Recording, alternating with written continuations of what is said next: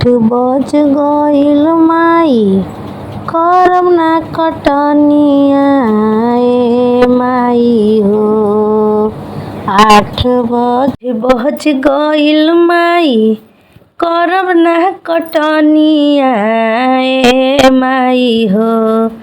ए माई जाए दन पढ़े स्कूलिया हो। ए माई जाए दन पढ़े स्कूलिया हो।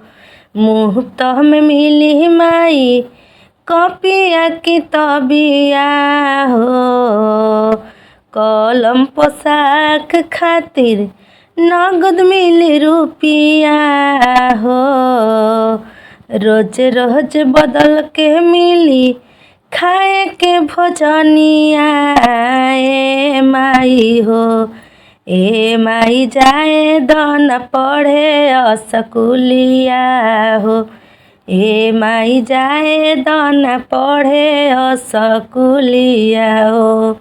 जवन अचारवा में भैया के पललू ओहिरे अचारवा में माई हमरो के सिंचलू ओहिरे अचारवा में। तब काहे करेलू माई दुई रंग रीतिया ए माई हो। ए माई हो जाए दन पढ़े स्कूलिया ए माई हो। जाए दन पढ़े स्कूलिया ए माई हो। रोज रोज जाले भैया पढ़े स्कूलिया ए माई हो।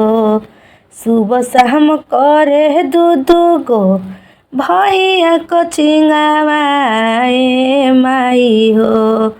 पढ़ी लिखी जाइब माई करम हमहु नौकरिया ए माई हो।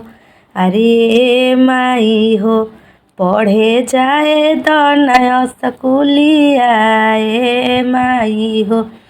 पढ़े जाए दन स्कूलिया ए माई हो। कहेली प्रीति माई मान मोर बतिया ए माई हो।